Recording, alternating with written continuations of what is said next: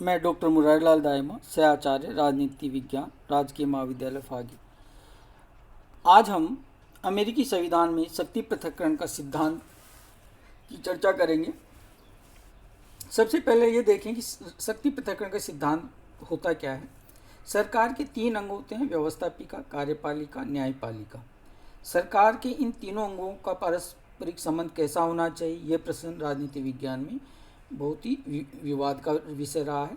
इस संबंध में समय समय पर जिन सिद्धांतों का प्रतिपादन किया गया उनमें मॉन्टेस्क्यू द्वारा प्रतिपादित शक्ति पृथक्करण का सिद्धांत सबसे अधिक प्रमुख है। यह सिद्धांत इस विचार पर आधारित है कि निरंकुश शक्तियों के मिल जाने से व्यक्ति भ्रष्ट हो जाता है और अपनी शक्तियों का दुरुपयोग करने लगता है।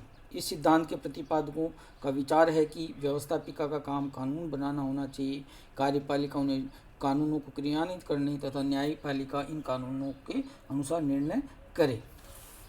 अमेरिका और शक्ति पृथक्करण के सिद्धांत की जब बात करते हैं तो राजनीतिक प्रणाली के रूप में अमेरिका के संविधान की प्रमुख विशेषता शक्ति पृथक्करण तथा नियंत्रण व संतुलन की प्रणाली रहा है। अमेरिका के संविधान निर्माता जॉन लॉक के उस राजनीतिक दर्शन से अत्यधिक प्रभावित थे जिसका सार व्यक्ति की स्वतंत्रता व उसकी सर्वोच्चता है। अमेरिका के प्रसिद्ध संविधान निर्माता जेम्स मेडिसन का भी ये मानना था कि व्यवस्थापन, कार्यपालन तथा न्याय संबंधी सब प्रकार की शक्तियों का एकत्रीकरण ही अत्याचार की उचित परिभाषा है। ऐसी दिशा में यह स्वाभाविक था कि अमेरिका के संविधान निर्माता ने यह निश्चय किया कि शासन के तीनों अंग अलग अलग कार्य करें जिससे शक्ति का अत्यधिक एकत्रीकरण न हो पाए तथा व्यक्ति की स्वतंत्रता पर आघात न हो पाए। अमेरिकी संविधान में ऐसी व्यवस्था रखी गई कि सरकार के तीनों अंग अपने अपने क्षेत्र में स्वतंत्र रूप से अपना अपना कार्य करें और एक दूसरे के कार्यों में हस्तक्षेप न करें। व्यवस्थापिका कानून बनाए, कार्यपालिका उन्हें क्रियान्वित करे और न्यायपालिका यह देखे कि संविधान के विरुद्ध कोई कार्य न किया गया हो। इसलिए अमेरिकी संविधान के प्रथम अनुच्छेद में व्यवस्था की गई है कि संविधान में प्रदत्त की गई व्यवस्थापन संबंधी समस्त शक्तियाँ एक कांग्रेस में नीत होगी। तो संविधान के अनुच्छेद 2 में कहा गया है कि कार्यपालिका शक्ति संयुक्त राज्य अमेरिका के राष्ट्रपति में नीत होगी। तो अनुच्छेद 3 में यह व्यवस्था की गई है कि न्यायिक संबंधी शक्ति एक सर्वोच्च न्यायालय तथा उन नीचे के न्यायालयों में नीत होंगी जिन्हें कांग्रेस समय समय पर प्रतिष्ठित व स्थापित करे। व्यवहार में शक्ति पृथक्करण। अमेरिका के संविधान में शासन के 3 विभागों को पृथक पृथक ही नहीं कर दिया गया है बल्कि उन्हें अधिक से अधिक एक दूसरे से स्वतंत्र करने की व्यवस्था की गई है। राष्ट्रपति जनता का प्रत्यक्ष रूप से प्रतिनिधित्व जो का निर्वाचन होता है वो प्रत्यक्ष रूप से निर्वाचन होता है, जनता का प्रतिनिधित्व करता है। उसे अपनी स्थिति को बनाए रखने के लिए कांग्रेस पर निर्भर नहीं रहना पड़ता। कांग्रेस उसे पद से साधारणतः नहीं हटा सकती क्योंकि ऐसा करने के लिए कांग्रेस को उसके विरुद्ध महाभियोग चलाना पड़ेगा जिसका चलाना अत्यंत कठिन कार्य है। कांग्रेस की अपनी स्थिति भी स्वतंत्र है क्योंकि राष्ट्रपति उसका विघटन नहीं कर सकता। न्यायपालिका की स्थिति भी स्वतंत्र है क्योंकि यदि सर्वोच्च न्यायालय के न्यायाधीशों की संख्या का निर्धारण कांग्रेस करती है, उनकी नियुक्ति राष्ट्रपति द्वारा होती है। एक बार पद धारण करने के बाद न्यायाधीशों को महाभियोग के दुष्कर प्रक्रिया का सहारा लिए बिना नहीं हटाया जा सकता। इस प्रकार अमेरिकी संविधान की व्यवस्था के अनुसार शासन के विभिन्न अंग पृथक पृथक ही नहीं बल्कि परस्पर स्वतंत्र भी हैं। अब बात आती है अमेरिकी संविधान में नियंत्रण और संतुलन के सिद्धांत की कि अमेरिका के संविधान में शक्ति पृथक्करण का सिद्धांत अपनाया गया। फिर भी संविधान निर्माता यह जानते थे कि यदि सरकार के एक अंग पर दूसरे अंग का थोड़ा सा भी नियंत्रण स्थापित नहीं किया गया तो संभव है कि सरकार का कोई भी अंग अपने क्षेत्र में निरंकुश हो जाए और उनमें कोई पारस्परिक सहयोग न रहे। मेडिसन ने जो शक्तियों के पृथक्करण के प्रमुख समर्थक थे स्वयं अपने समाचार पत्र फेडरलिस्ट में लिखा था कि शक्तियों के पृथक्करण सिद्धांत का यह आशय नहीं है कि व्यवस्थापिका, कार्यपालिका और न्यायपालिका एक दूसरे से कोई संबंध न रहें। उन्होंने स्पष्ट कहा कि जब तक ये तीनों अंग एक दूसरे से संबंध न किए जाएंगे और इस तरह से नहीं मिला दिए जाएंगे कि कि एक का नियंत्रण दूसरे पर स्थापित हो जाए, तब तक स्वतंत्र सरकार की स्थापना कदापि संभव नहीं हो सकती। संविधान निर्माताओं के सामने यह भी तर्क दिया गया कि सरकार के एक अंग के पास असीमित शक्तियों का स्रोत होना अत्याचार की परिभाषित करना होगा। इसलिए किसी भी अंग द्वारा शक्तियों के दुरुपयोग को रोकने के लिए एक अंग की शक्ति को दूसरे अंग की शक्ति नियंत्रित करे। इसलिए संविधान निर्माताओं ने शक्तियों के पृथक्करण सिद्धांत के साथ साथ नियंत्रण और संतुलन की पद्धति को भी अपनाया। अमेरिकी संविधान में इस सिद्धांत को अपनाकर शक्ति पृथक्करण सिद्धांत की जो कमियां थी उन्हें दूर करने, उनके लाभों को प्राप्त करने का प्रयत्न किया गया। इस सिद्धांत का उद्देश्य यह है कि शक्तियों पर नियंत्रण हो ताकि सरकार का कोई भी अंग अपने क्षेत्र में अनियंत्रित शक्ति न रख सके। इस उद्देश्य की पूर्ति के लिए शासन के विभिन्न अंगों को एक दूसरे के क्षेत्राधिकार में कुछ शक्तियां प्रदान की गई हैं, जिनको कुछ हम उदाहरणों के द्वारा समझ सकते हैं। जैसे कांग्रेस की शक्तियों को नियंत्रित करने की व्यवस्था। कांग्रेस की व्यवस्थापन के क्षेत्र में शक्तियां दी गई हैं, किंतु राष्ट्रपति तथा न्यायालय द्वारा अवरोध की व्यवस्था भी कर दी गई है कि कांग्रेस द्वारा पारित सभी विधेयकों के लिए आवश्यक है कि कानून बनने से पहले उसे राष्ट्रपति की स्वीकृति प्राप्त हो। विधेयक को स्वीकृति के विषय में राष्ट्रपति को दो प्रकार के वीटो प्राप्त हैं, एक वैधानिक वीटो, एक परंपरागत वीटो। वैधानिक वीटो यानी कि निलंबन का निषेधाधिकार।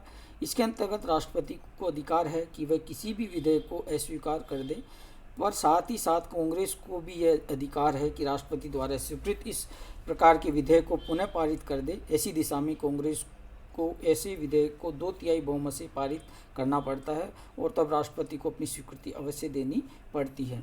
राष्ट्रपति द्वारा प्रयुक्त दूसरा वीटो परंपरागत वीटो है, जिसे पॉकेट वीटो भी कहते हैं। इसका प्रयोग राष्ट्रपति कांग्रेस के अधिवेशन के अंतिम 10 दिनों में ही कर सकता है। संविधान के अनुसार राष्ट्रपति किसी विधेयक को 10 दिन में स्वीकृत या अस्वीकृत कर सकता है। इस प्रकार कांग्रेस के अधिवेशन के अंतिम 10 दिनों में जिन विधेयकों को राष्ट्रपति जेब में रख ले वे स्वयं अपने आप समाप्त हो जाते हैं। व्यवस्थापिका के व्यवस्थापन अधिकार पर यह ऐसा नियंत्रण है जिसका बड़ा महत्व है। उन सभी विधेयकों की स्वीकृति के लिए कांग्रेस को राष्ट्रपति पर निर्भर करना पड़ता है, जिन्हें वह अपने अधिवेशन के अंतिम 10 दिनों में पारित करती है। कांग्रेस द्वारा पर न्यायपालिका का भी नियंत्रण है। न्यायपालिका कांग्रेस के कार्यों पर पुनर्विचार कर सकती है और यदि वे कार्य संविधान की व्यवस्था के प्रतिकूल हों तो उन्हें अवैध घोषित कर सकती है।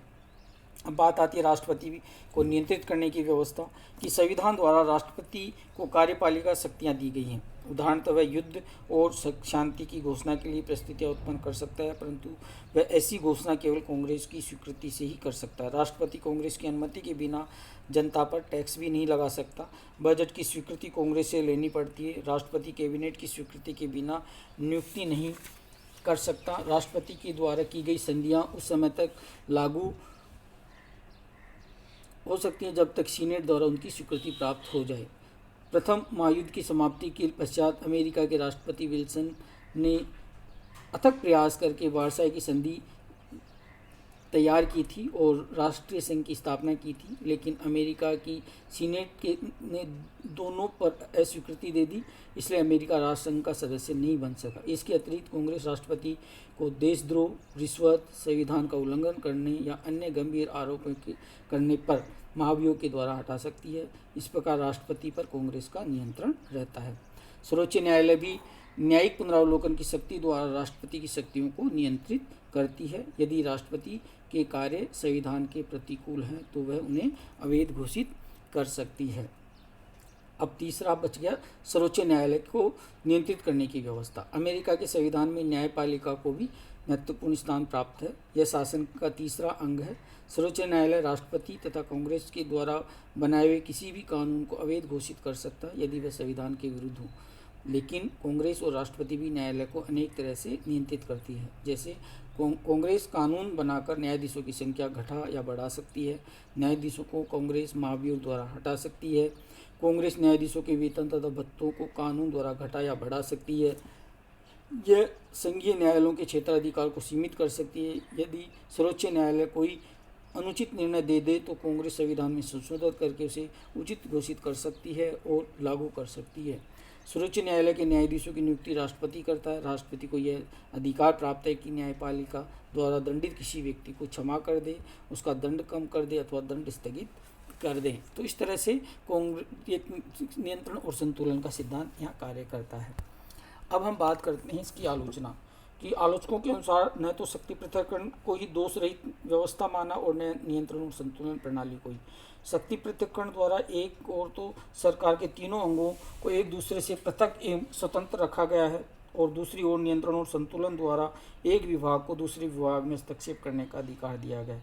एक ही कार्य को विभिन्न विभागों द्वारा संपादित किया जाता है। राष्ट्रपति नियुक्तियां तथा संध्या करता है तो सीनेट उन्हें अनुमोदित करता है। कांग्रेस विधि निर्माण का कार्य करती है तो राष्ट्रपति उसे स्वीकृति देता है। न्यायपालिका उनकी वैधानिकता की जांच करती है। इसका परिणाम ये होता है कि शासन में गतिरोध एवं उलझन पैदा होती है। इस कारण लास्की ने कहा है कि शक्तियों के पृथक्करण का दृश्य शक्तियों के संभ्रम कन्फ्यूज का दृश्य है। इसकी आलोचनाएं की है कि कोई ना कोई शासन का अंग अधिक प्रभावशाली होता है। अमेरिका में शासन के अंग औपचारिक रूप से पृथक हैं, वे अपने क्षेत्र में स्वतंत्रता सार्वभौमिक हैं।